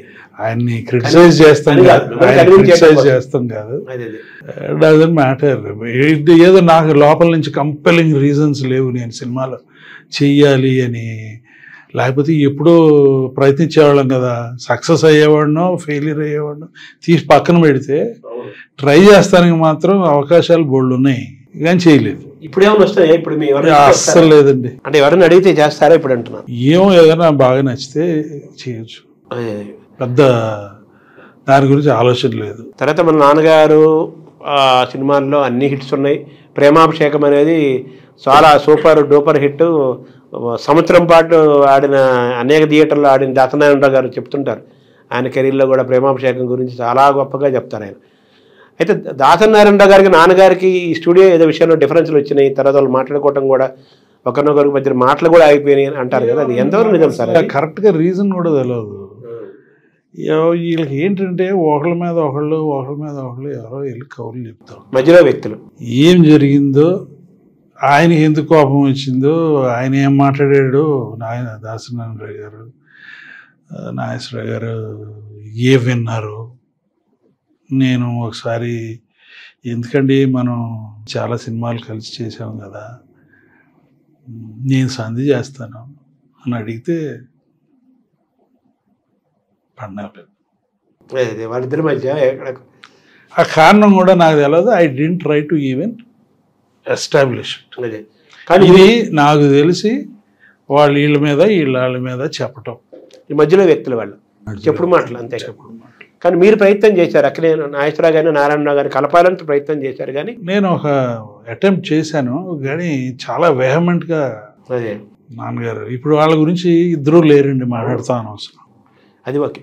తర్వాత అలాగే ఎన్టీఆర్ నాగేశ్వరరావు గారు రెండు కళ్ళు అని దాసనారాయణరావు గారు అన్నారు అనేక సందర్భాలు. ఆయన ఎవరైనా అంటారు, అందరూ అంటారు రెండు కళ్ళు. అలాగే నాగేశ్వరరావు గారు రామారావు గారు అన్నదమ్ముల్లాగా ఉండేవాళ్ళని, మీ నాయనమ్మ గారు కూడా బాగా ఎన్టీఆర్ గారిని బాగా సొంత అబ్బాయిలాగా చూసేదని. తర్వాత వాళ్ళిద్దరు కలిసి విజయ మూవీస్, చాలా సినిమాలు ఇద్దరు కాంబినేషన్ కూడా అద్భుతమైన కాంబినేషన్, రామకృష్ణులు ఏంటి, తర్వాత అనేక సినిమాలు ఉన్నాయి కదా. సో రామారావు గారిని మీరు మీ ఇంటికి రావటం, మీరు కలవటం అవి మీరు చూశారు సార్ ఎన్టీఆర్ని? చిన్నప్పుడు నాకు గుర్తులేదండి. అంటే నేను ఎప్పుడు 1954లో పుట్టాను. సారంగపాణి స్ట్రీట్ అనే ఇంట్లో అప్పుడు వచ్చిపోతూ ఉండేవారు అక్కడికి, వీళ్ళు అక్కడికి ఇక్కడికి. మా నాయనమ్మ అంటే బాగా ఇష్టంగా ఉండేవారు. అవన్నీ విన్నాను. బట్ పెద్ద అయిన తర్వాత చాలాసార్లు కలిశానండి నేను, మా ఇళ్లలో కలిశాను. ఆయన తెలుగుదేశం పార్టీ స్టార్ట్ చేయకముందు పిలిచారు, ఎవరికి అనౌన్స్ చేయకముందు పిలిచారు. అప్పుడు నేను వెళ్ళాను. ఆయన చివరి రోజుల్లో చీఫ్ మినిస్టర్గా ఉన్నప్పుడు నాగేశ్వరరావు గారు సంవత్సరానికి 7 సార్లు 10 సార్లు నెలకు ఒకసారి వాళ్ళిద్దరూ కూర్చుని ఏం మాట్లాడుకునేవారో. ఐ థింక్ ఇట్ వాజ్ వాళ్ళిద్దరి మధ్య అంటే ఇదివరకు రిలీఫ్, ప్రెషర్, పొలిటికల్ దాంట్లోంచి ఒక 2 hours రిలీఫ్ లాగా హాయిగా ఉంటుంది, హాయిగా ఉండేది. వాళ్ళిద్దరు కూర్చొని మాట్లాడుకునేవారు.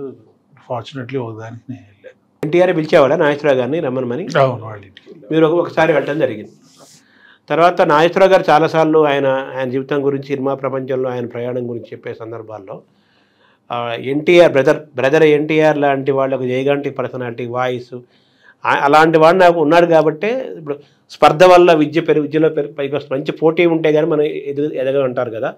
ఇది నాకు ఎన్టీఆర్ లాంటి వాళ్ళు ఉండటం వల్ల నేను ఇంకా నేను సక్సెస్ అవ్వడానికి కారణంలో, నాలో ఈ పట్టుదల పెట్టడానికి కారణం, నేను అనేక విషయాలు తెలుసుకోవడానికి కారణం ఎన్టీఆర్ నాకు కాంపిటేటర్గా నేను భావించడం వల్ల అనే ఒక పాజిటివ్ యాంగిల్లో చాలాసార్లు ఆయన చెప్పారు.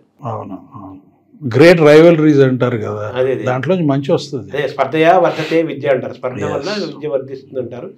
ఆ బ్రదర్ అలా ఉండటం వల్ల నేను నా రాణింపులో పట్టుదల రావటంలో నేను మలుచుకోవటంలో ఎన్టీఆర్ నేను ఐ మస్ట్ థ్యాంక్ హిమ్ అని చెప్తుంటారు. తర్వాత వాళ్ళిద్దరి మధ్యలో డిఫరెన్స్లు కూడా ఇదే స్టూడియో విషయంలో దాసరి గారికి వచ్చినాయి, ఇదే స్టూడియో విషయంలో ఎన్టీఆర్ కూడా వచ్చాయంట. ఏదో అప్పుడేదో రిజర్వేషన్ ఆఫ్ ల్యాండ్ గురించి వచ్చిందండి, పబ్లిక్ నాలెడ్జ్ అది. అవును, అది మళ్ళీ సెటిల్ అయిపోయింది. వాళ్ళిద్దరూ ప్రతి వాళ్ళకి ఏదో రిలేషన్షిప్స్ లో ఏ ఇష్యూస్ వస్తాయండి, ఎప్పుడు ఒకే మూడ్ లో ఉన్నాం కదా, you should hang around them. Correct. తర్వాత వాళ్ళకి రెస్పెక్ట్ లేకపోతే ఎందుకు కలుస్తారు? అవును, డెఫినెట్ గా లౌక్యం కాదు కదా, ఏదో లౌక్యం అంత జర్నీ తర్వాత ఇంకా లౌక్యం, కొత్తగా లౌక్యం ఎందుకు వాళ్ళకి. తర్వాత మీ నాయనమ్మకి ఎన్టీఆర్ అంటే బాగా ఇష్టం అంటారు, నేను చూడలేదు, అదే చెప్పుకోవటం ఇళ్లలో, మా ఇళ్లలో చెప్పుకోవటం.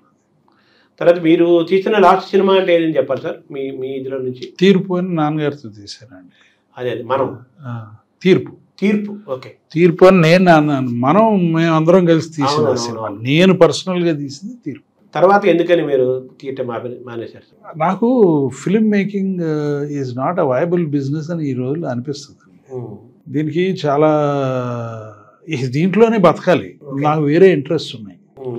సో నేనేమన్నానంటే ఇన్ని రోజులు నేను పడ్డాను, this is time for you to look after it అని నాగార్జునకి నేను స్వయంగా అప్పచెప్పాను. ఓకే, మా నాన్నకి ఇష్టం లేదు, నువ్వు you should go away from the film industry అంటే, no, this is what I want to do. Person who's doing well in the film industry, who's better than to look after it. అందులో younger generation, they are active in the films. Younger generation, he's younger to me by 5 years. And now ఇప్పుడు ఇంకా younger generation వచ్చారు. So వాళ్ళు they should be getting into it. They are the people involved in the film industry. నేను కాదు కదా అని చెప్పి నేను యానిమేషన్ ఆ సైడ్ వెళ్ళాను. అంటే తీర్పు అనే సినిమా మీకు ఏమన్నా అది డిస్సాటిస్ఫాక్షన్ ఇచ్చిందా? ఎందుకు మీరు? లేదండి, అది didn't do well, but that was not the reason. మారుతున్న ఒక్క సినిమా ఎట్టాగా ఉంది, అదే కరెక్ట్.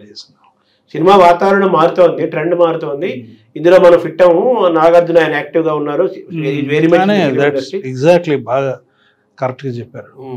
అతనికి ఇస్తే బాగుంటుందని మీరు అనుకున్నారు. కానీ మళ్ళీ మీరు ఇందాక అన్నారు కదా, మీరు ఇందా మాట్లాడుతూ అన్నపూర్ణ యొక్క లెగసీని, నాన్నగారు స్థాపించిన సంస్థ పిక్చర్స్ కానీ స్టూడియో కానీ ఇప్పుడు దాకా దాని సర్వైవల్ కోసం, డెవలప్మెంట్ కోసం, ఫైనాన్షియల్గా, ఎకనామికల్గా దాన్ని చేసుకుంటూ వచ్చాం. కానీ ఇప్పుడు ఒరిజినల్గా దాని హిస్టరీలో దాన్ని రికార్డ్ చేయాలి, దాని లెగసీని, ప్రతిష్టను కాపాడాలి అని మీరు అంటున్నారు కదా. ఇప్పుడు నాన్నగారి శత జయంతి కూడా సందర్భంగా మీరు ఈ ప్రతిష్టను కాపాడాలంటే మన మంచి సినిమాలు మళ్ళీ తీసుకురావాలి, కంటెంట్ డెవలప్ చేయాలి, ఇవన్నీ చేయాలి కదా. దాన్ని మీరు సిద్ధం అవుతున్నారు ఇప్పుడు? అదేనండి, as a board member I'm chairman of Annapurna studios. మేము we're setting up policy and దానికి రిసోర్సెస్ ఇచ్చి we should create the proper atmosphere to make films not only in Telugu, nationally, not only theatrically, OTT, all platforms లో చేసి ఏదో ఒక cinema 2 సంవత్సరాల్లో అట్లా కాకుండా make it a habit of going through content. చాలా కంటెంట్ని డెవలప్ చేసి దాంట్లోంచి టాలెంట్ని ఇన్క్యుబేట్ చేసి దాంట్లోంచి చిన్న సినిమాలు, పెద్ద సినిమాలు, ఇక ఆ మోడ్లోకి వెళ్ళాలి, ప్రొఫెషనల్ మోడ్లోకి వెళ్ళాలి, యాక్టివ్గా స్టెప్స్ తీసుకోవాలనుకుంటున్నారు. ప్రాసెస్ స్టార్ట్ అయింది ఈ ఇయర్. సో దానికి రైట్ పీపుల్ని తీసుకురావటం, ప్రొడ్యూసర్స్, ప్రొడక్షన్ లెవెల్లో, క్రియేటివ్. ఇప్పుడు సినిమా అంటే ఫస్ట్ క్రియేటింగ్ స్టోరీ, ఒక మంచి లైన్ని తీసుకుని వెళ్ళి detailing is in the god is in the detail. ఇది next step. Then the next step is conversion of this into celluloid format. ఏమనుకున్నారో, ఏ విజన్తో ఈ సినిమా అనుకున్నారో దీన్ని తీసుకుని వెళ్ళి ట్రాన్స్లేట్ చేసి తీసుకురావడం the third step. The fourth step is marketing. కమర్షియల్గా హిట్ అవ్వాలి కదా. The thought process start is you have to institutionalize it. Should not be driven by one professional గా ఉండాలి. It's not be driven by one person. ఈ thought ఎవరు sir ఆలోచన వరకు వచ్చింది మళ్ళీ చేద్దాం మనం ఆలోచన? నేను ఎప్పటి నుంచో అంటున్నాను, 2-3 సంవత్సరాల నుంచి. ఇట్లా అప్పుడప్పుడు సినిమాలు కాదు, మా దగ్గరికి మేము engage consultants how to take all this, వాళ్ళు కూడా ఇదే అంటున్నారు, నాగార్జున కూడా మరి దీంట్లో there is also risk involved. ధైర్యం చేయగలగాలి. అనుపన్న స్టూడియో స్టార్ట్ చేయటమే ఒక అన్ని అడ్వెంచర్స్ అవన్నీ అయిపోయినాయి కదా. ఇప్పుడు శివ తీసాము, అది అడ్వెంచర్, పెద్ద అడ్వెంచర్. మేము ఇప్పుడు నేను చేయగలను లేదు నాకు తెలియదు, అప్పుడైతే సాహసం చేశాను. ఇది ఏమీ తెలవని కేవలం ఒక మనిషి మాటకారితనంతో, దానికి వెనకాల there is no background of experience. అది చేయటం అది ఒక్కొక్కసారి కొంతమంది పోయి ఉంటే మురుకులు అనేవారు మనం. అది ఇప్పుడు మీరు శివ టాపిక్ మీరే తీసుకొచ్చారు. కంపల్సరిగా మీరు తీసిన సినిమాల్లో, మీ ఇదిలో జరిగిన పర్యవేక్షణలో వచ్చిన సినిమాలలో డెఫినెట్గా శివ అనేది ది బెస్ట్ మూవీ అని చెప్పొచ్చా సార్? చెప్పచ్చు. సో ఆయన డైరెక్టర్ కొత్తవారు, మీరే చెబుతున్నారు, నాకేం తెలియదు కొత్త అంటున్నారు కదా. ఆ శివ ఎలా లాంచ్ అయింది సార్? ఒక 2 నిమిషాలు దాని గురించి మాట్లాడతాం సార్. నేను అప్పుడు కొత్త కాదండి, అప్పటికి చాలా సినిమాలు అయి ఉన్నాను. కొత్త ఎప్పుడంటే ఫస్ట్ 1-2 సినిమాలు. ఇది ఇప్పటికి నాకు కొంచెం ఒక అవగాహన వచ్చింది. My experience of making Shiva was a very good experience, where I learned a lot more. చాలా ఎక్కువ నేర్చుకున్నాను. Yeah, Shiva was the best film. అంటే రామ్ గోపాల్ వర్మని ఆయన మిమ్మల్ని కలిశాడా, మీరు ఐడెంటిఫై చేశారా? నేను ఇంకా ఐడెంటిఫై చేయలేదండి. వాళ్ళ ఫాదర్ కృష్ణరాజు గారు ఇక్కడ సౌండ్ ఇంజనీర్, నాన్నగారితో పాటు మూవ్ అయ్యారు అన్నపూర్ణకి. ఆయన కూడా చెన్నైలో ఉండేవారు, మెడ్రాస్లో. ఆయన అడిగారు, మావాడు ఉన్నాడు ఒక పిచ్చోడు, సినిమా పిచ్చోడు, కలుస్తానంటున్నారు, 15 నిమిషాలు కలువు అన్నాడు. మరి మా రాజుగారు కృష్ణరాజు గారు అడిగితే నేను కాదనలేను కదా, ఇతను ఏంటో తెలియదు, ఎప్పుడు కలవలేదు, చూడలేదు. సో వచ్చాడు. ఆ 15 minutes అలా 2 hours 2.5 hours అయింది. That extended beyond days and I got interested. Cinema మొత్తం అంతా చెప్పేశారా? ఆ సినిమా కాదండి, అసలు జనరల్గా అతని అవగాహన సినిమాలు బట్టి, సినిమాలు అతను చూసి ఎవరో చెప్పి నేర్చుకుని ఎవరి కింద పని స్కూల్కి వెళ్ళి కాలేజ్కి వెళ్ళి నేర్చుకుంది కాదు. అంటే రావు గారు వెళ్ళి ఏదో కొన్ని సినిమాలు ఏదో అసిస్టెంట్ చేశారు ఏదో అంటారు. అది ఆ టైంలో ఊరికే హీ వాజ్ దేర్ అంతే. He came basically to write a story for us. ఆ టైంలో నేను అగ్నిపుత్రుడు తీస్తా ఉన్నాను, అగ్నిపుత్రుడు కాదు రాఘవేంద్రరావు గారితో సినిమా దిగిపోతున్నాను. అలా మీరు అతను మాట్లాడే విధానము, కథను చెప్పే విధానము, లేకపోతే అతను సినిమా గురించి అతని అవగాహన, ఇవన్నీ మిమ్మల్ని అట్రాక్ట్ చేసి అతని మీద కాన్ఫిడెన్స్ కుదిరిందా మీకు? కుదిరింది. మీరు ఏం నేర్చుకున్నారు సార్? ఇందాక అన్నారు కదా, నేను శివ నుంచి చాలా నేర్చుకున్నాను అన్నారు కదా, ఏం నేర్చుకున్నారు సార్? శివ దగ్గర నుంచి అని కాదండి, శివ దగ్గర నుంచి నేర్చుకోవడం కాదు, సినిమాలో ఎన్ని నేర్చుకున్నారని చెప్పాలంటే 2-3 గంటలు పడుతుంది. డైరెక్షన్ ఎట్లా చేయాలి అని చెప్పమంటే it'll take it's a different subject. In my learning curve started a long time before Shiva and went along with Shiva because my involvement was a lot more, చాలా ఎక్కువ. నాగార్జున గారి యొక్క ఆయన జర్నీలో ప్రారంభంలో ఆయన ఒత్తులు సరిగ్గా పలకట్లేదనో, యాక్టింగ్ సరిగ్గా లేదనో, ఇదేంటి నాగేశ్వరరావు గారు ఏంటి, ఇతను ఏంటి అని ఒక ఉండేది ఫ్యాక్ట్ కదా, ఆ విమర్శ ఉంటుంది. దాని నుంచి ఆయన అవుట్కమ్ అయ్యి అందరూ ఇప్పుడు ఆయన నాగార్జున అందరితో కలిసిపోయాడు, అందరూ ఆయన్ని మర్చిపోయారు ఆ విషయం కూడా. కరెక్ట్. ఇంత జర్నీ జరిగింది కదా, అంత చేంజ్ వచ్చింది కదా, ఆ చేంజ్ లో మీరేమైనా సలహాలు కానీ మీరు ఏమైనా ఉన్నాయా? అసలు ఎలా జరిగింది? లేదండి, సలహాలు ఏం లేవు. నేను ఒకటే హార్డ్ వర్క్ చేయాలి అని అనేవాడిని. ప్రెసిడెంట్ గారు అల్లుడా ఏదో ఒక సినిమాకి ఆయన అప్పటిదాకా ఒక ఇది ఉందని కామెడీ టచ్ లో ఉన్న పాత్రలను ఆయన అది తను అడగటం మూలాగా, నేనేదో వెళ్ళి అక్కడ సలహాలు ఇవ్వటం కాదు. అక్కడ సిచ్యువేషన్ అట్లా వచ్చింది. సీరియస్ ఫిలిమ్స్ చేస్తున్నాడు కదా అప్పుడు అంతా. Majnu, Shiva is a serious film, Geetanjali is heavy subject, అన్నీ చేస్తున్నాడు కదా. ఒక యాక్టర్, వర్సటైల్ యాక్టర్ అంటే అన్ని రకాలు చేయడం. నాన్నగారు దొంగరాముడు చేశారు, దేవదాసు చేశారు, అన్ని రకాలు చేశారు కదా. సో వర్సటైల్ యాక్టర్ అంటే, లాంగ్ స్టాండింగ్ యాక్టర్ అంటే అన్ని జానర్స్లో ఉండాలి. సో నా ఫీలింగ్ అది.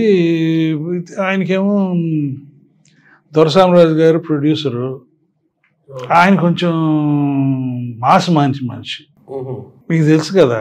కొంచెం మా సైడ్ కొంచెం క్లాస్ ఓరియంటెడ్గా ఉంటుంది నాన్నగారు కానీ నాగార్జున గారు కానీ. You know what I mean.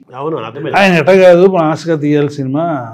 Nagarjuna నాకు తెలియదు ఇది I'm not interested in doing this, Venkata చెప్పండి, వెంకటకి ఇష్టం ఉంటే నేను చేస్తాను అన్నాడు. సో నాగార్జున గారు మీ మీద కాన్ఫిడెన్స్, మీ అసెస్మెంట్ పైన కాన్ఫిడెన్సో లేదా వాళ్ళని తప్పిస్తానికి అన్నాడు నాకు తెలియదు, ఆయన్ని అడగాలి మీరు.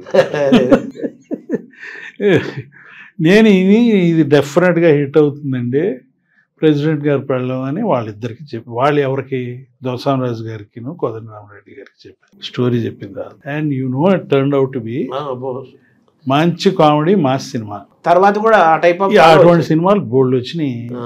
ఆయన వాళ్ళ నా మీద ఎంత నమ్మకం అంటే, సెకండ్ ఫిలిము శివప్రసాద్ రెడ్డి గారి సెకండ్ ఫిలిము మళ్ళీ నాకు సెంటిమెంటల్గా మీరు ఇది బాగా హిట్ అవుతుంది అన్నారు కాబట్టి సెకండ్ కూడా మీరే వినాలి అని చెప్పి నాగార్జున చెప్పకుండా నాకు చెప్పారు వాళ్ళు. చెప్తే సెకండ్ కూడా బాగా హిట్ అవుతుంది, నాకేమిస్తారు మరి అని నేను అన్నాను జోక్లో. అది హిట్ అయింది, అది కూడా హిట్ అయింది. సో మీరు తర్వాత తను హలో బ్రదర్స్ అన్ని ఈ జానర్లో చేశారు. అయితే ఇప్పుడు మీరు చెప్తున్నారు, ఇప్పుడు ఒక కథను వినటము, ఇది హిట్ అవుతుందా లేదా అని దాని నాడిని పట్టుకోవటము, అలాగే దీనికి నాగార్జున సూట్ అవుతాడా లేదా అని మీరు గమనించటము, ఇంత షార్ప్గా అబ్జర్వ్ చేస్తున్నారు కదా.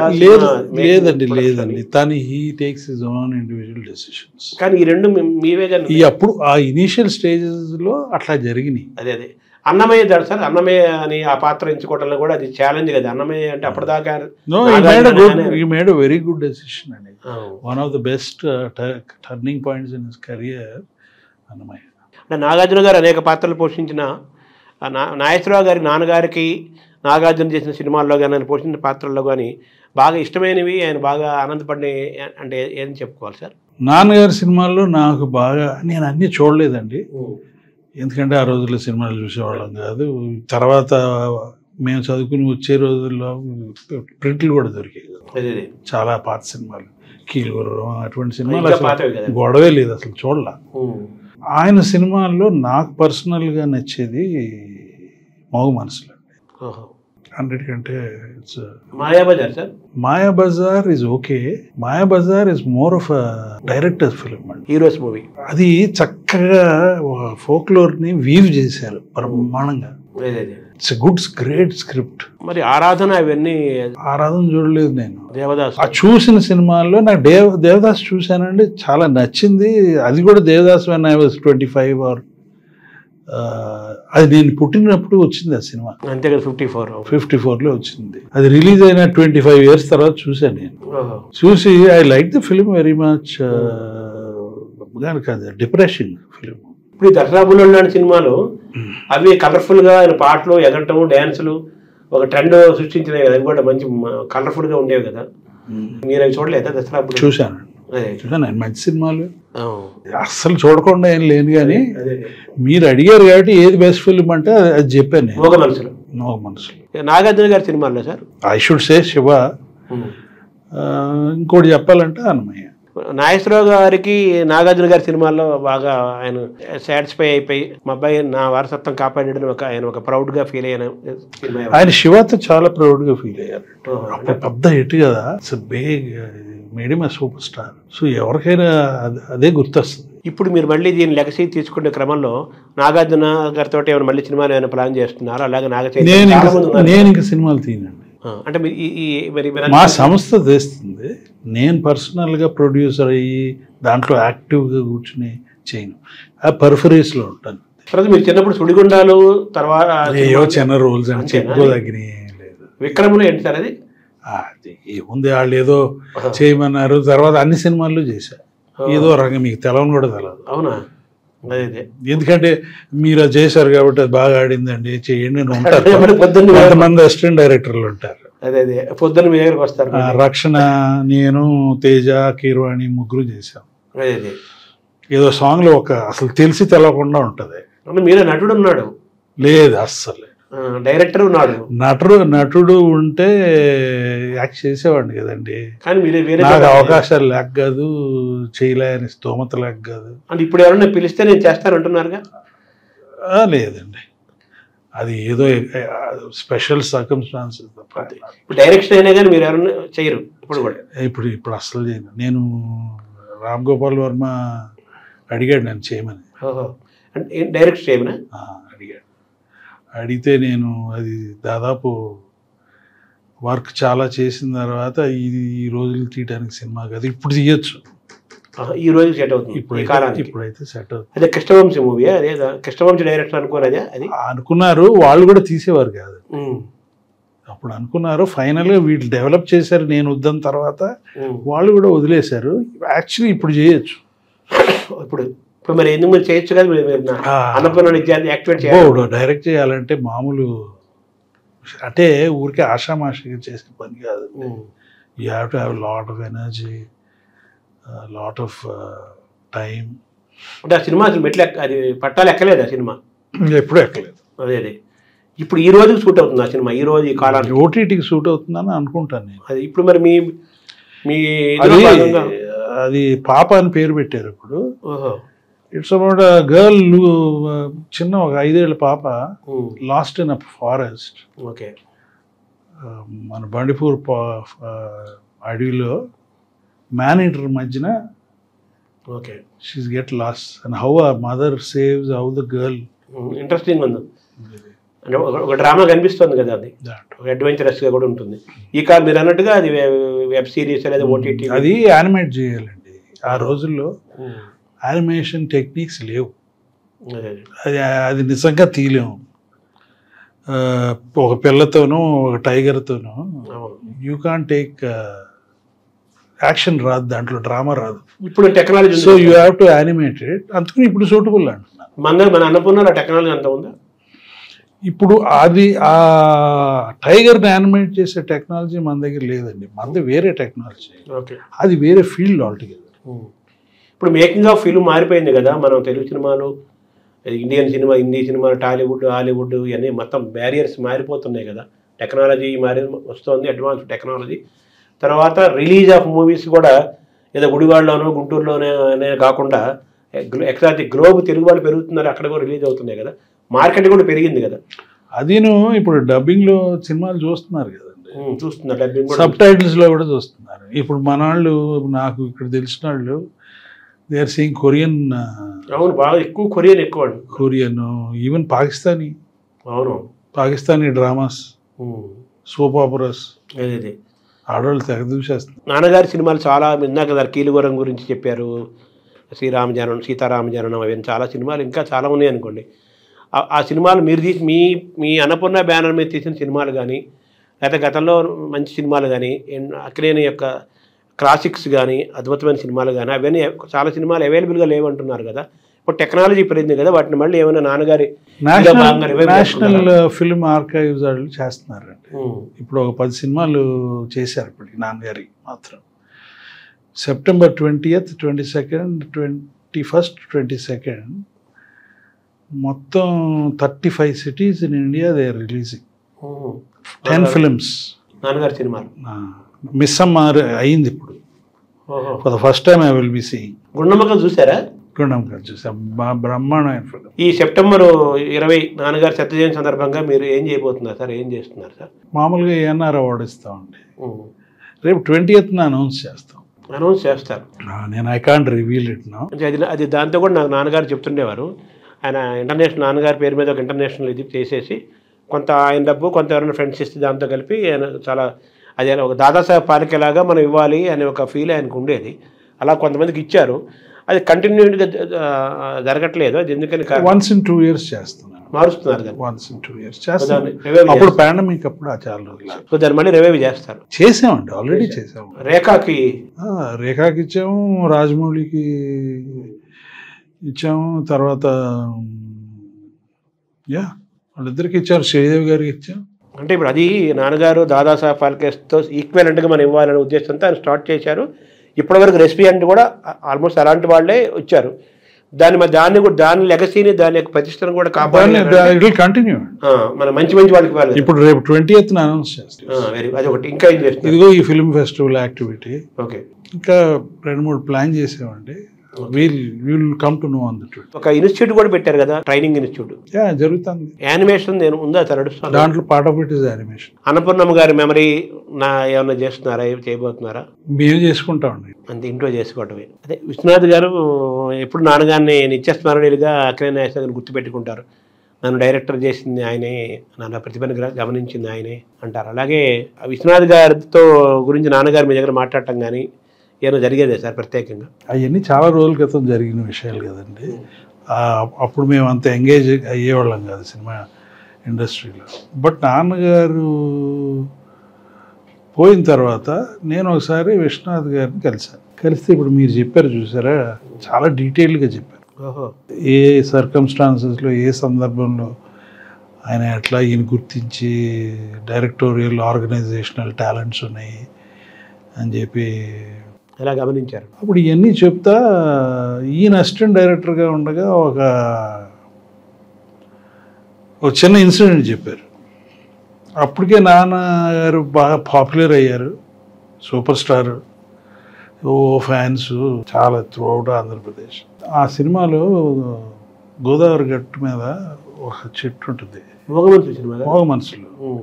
అప్పుడు ఈయన అసిస్టెంట్ డైరెక్టర్ ఆదుర్తి సుబ్బారావు గారు ఒక చెట్టు మీద కూర్చున్నారు. ఆ కొబ్బరి చెట్టు ఎట్టు తిరిగి ఉంటుంది, నేలను ఆల్మోస్ట్ టచ్ అవుతా. కింద ఏమో విశ్వనాథ్ గారు పడుకున్నారంట. ఆయన గుండె మీద ఆదుర్తి సుబ్బారావు గారు కాలేశారు. నాగేశ్వరరావు గారి గుండె మీద జమున గారు కాలేస్తే ఆ కాలుకి పారాన్ని వేస్తూ ఉంటారు ఈయన. ఇది సీన్. సో వాళ్ళిద్దరి మధ్యన సంభాషణ చెప్పారు. ఇద్దరి మధ్యన సుబ్బారావు గారును విశ్వనాథ్ గారు. మరి నాగేశ్వరరావు గారు గుండె మీద ఒక ఆడేమో కాలేస్తే వాళ్ళ ఫ్యాన్స్ ఒప్పుకుంటారా, అసలు బాగోదు కదా, ఆయన ఒప్పుకుంటారా అని వీళ్ళిద్దరికీ ఒక పెద్ద డౌట్ వచ్చేసింది. డౌట్ వచ్చి మాట్లాడుతూ ఉండగా ఈ లోపల ఈయన వచ్చారంట. ఏం చేస్తున్నారు, ఇదేంటి అని అడిగారంట. అడిగితే మీ సీన్ ఎనాక్ట్ చేస్తున్నామండి, దాన్ని డిస్కస్ చేస్తున్నాము. ఏంటి నేను అక్కడ కింద ఉన్నానా అని అన్నారు. అవును అన్నారంట. సరే వేసుకోండి అన్నారంట, చాలా సింపుల్గా.